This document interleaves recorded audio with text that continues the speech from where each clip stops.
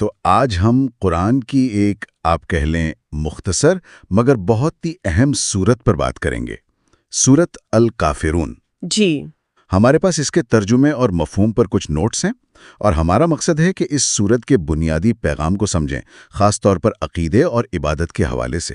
بالکل، اور یہ سورت شروع ہی ایک بہت براہ راست انداز سے ہوتی ہے، قل یا ایھا الکافرون، یعنی کہہ دو اے کافرو۔ جی کافی دوٹوں کا آغاز ہے۔ جی بالکل، یہ فوراً بتا دیتا ہے کہ یہاں عقیدے کی بنیاد پر ایک واضح بات ہونے والی ہے۔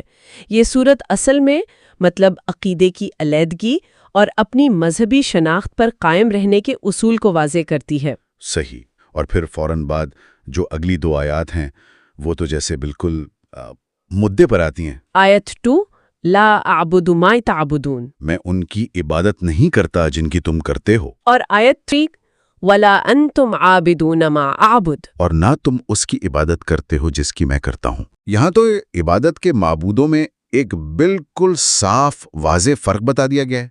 اس میں اتنی قطعیت کیوں ہے؟ دیکھیں حکمت تو یہی نظر آتی ہے کہ عبادت کا معاملہ اتنا بنیادی ہے کہ اس میں کسی قسم کا ابہام یا ملاوٹ نہیں ہو سکتی۔ اچھا، یہ آیات کہہ رہی ہیں کہ میرا معبود الگ، تمہارا الگ، میرا راستہ الگ، تمہارا الگ، یہاں کوئی درمیانی راہ نہیں ہے۔ یعنی کوئی کمپرومائز نہیں ہو سکتا عقیدے پر۔ جی، بنیادی عقیدے اور عبادت پر نہیں، لیکن دلچسپ بات اس کے بعد آتی ہے۔ اچھا، وہ کیا ہے؟ دلچسپ یہ ہے کہ آیت 4 اور 5 میں تقریباً یہی بات دہرائی گئی ہے، مگر الفاظ تھوڑے مختلف ہیں۔ اچھا، کون سی آیات؟ وَلَا أَنَا عَابِدٌ مَا عَبَدتُّمْ، یعنی اور نہ میں آئندہ ان کی عبادت کرنے والا ہوں جن کی تم نے اب تک کی ہے۔ اچھا، آئندہ بھی نہیں۔ جی اور پھر آیت 5، وَلَا أَنْتُمْ عَابِدُونَ مَا أَعْبُدُ، یعنی اور نہ تم آئندہ اس کی عبادت کرنے والے ہو جس کی میں کرتا ہوں۔ تو یہ تو تقریباً وہی بات ہوئی۔ استقرار کا مطلب اس کو دہرانے کا کیا مقصد ہے؟ صرف زور دینے کے لیے؟ یہ صرف زور دینے سے زیادہ ہے۔ یہ جو الفاظ کا تھوڑا فرق ہے نا، یہ اصل میں اس علیحدگی کو، اس فرق کو ماضی، حال اور مستقبل تینوں زمانوں پر پکا کر دیتا ہے۔ اچھا، تینوں زمانوں پر؟ جی، یہ بتا رہا ہے کہ یہ فرق صرف ابھی نہیں ہے، یہ ہمیشہ سے تھا اور ہمیشہ رہے گا۔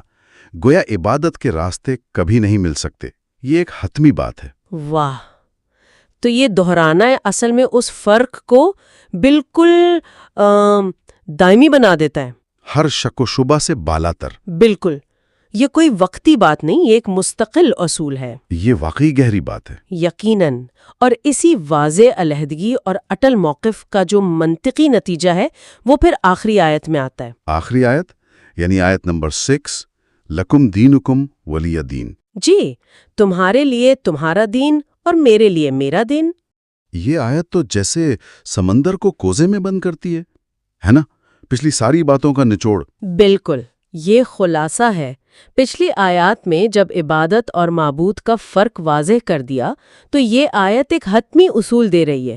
یہ کہتی ہے ٹھیک ہے، ہمارے راستے الگ ہیں تو تم اپنے دین پر رہو، میں اپنے دین پر۔ یعنی مذہبی آزادی کا اصول۔ مذہبی آزادی بھی، اور اپنے عقیدے پر مضبوطی سے قائم رہنے کا اعلان بھی، اور ساتھ ہی دوسروں کے عقیدے میں عدم مداخلت کا پیغام بھی، زبردستی نہیں ہے۔ صحیح۔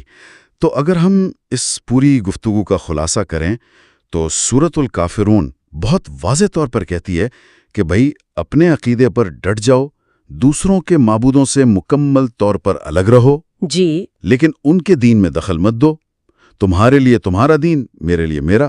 یہ ایک واضح لکیر ہے۔ بالکل درست۔ اور یہاں یہ سمجھنا اہم ہے کہ یہ جو علیحدگی کا اعلان ہے نا، یہ دشمنی یا نفرت کی بنیاد پر نہیں ہے۔ اچھا، یہ اصول پر مبنی ہے۔ لکم دینکم ولی الدین کا اصول دراصل ایک پرامن بقائے باہمی کی بنیاد رکھتا ہے کہ ٹھیک ہے، ہم مختلف ہیں لیکن ہم ایک دوسرے کے وجود کو تسلیم کرتے ہیں اور اپنے اپنے راستے پر چلتے ہیں۔ یعنی اپنے موقف پر قائم رہتے ہوئے دوسرے کے موقف کا احترام۔ جی، احترام سے زیادہ شاید دوسرے کے حق کا اقرار کہ وہ اپنے عقیدے پر قائم رہے۔ بہت خوب۔ تو یہ تھی سورۃ الکافرون کی ایک جھلک، مختصر مگر بہت گہرے معنی والی۔ یقیناً۔ اور جاتے جاتے سامعین کے لیے ایک سوال چھوڑ جاتے ہیں کہ یہ جو اصول ہے لکم دینکم ولی دین، آج کی اس دنیا میں جہاں اتنے سارے مختلف عقائد اور نظریات ہیں، وہاں یہ باہمی احترام اور ہم آہنگی کے لیے کیا رہنمائی دے سکتے ہیں؟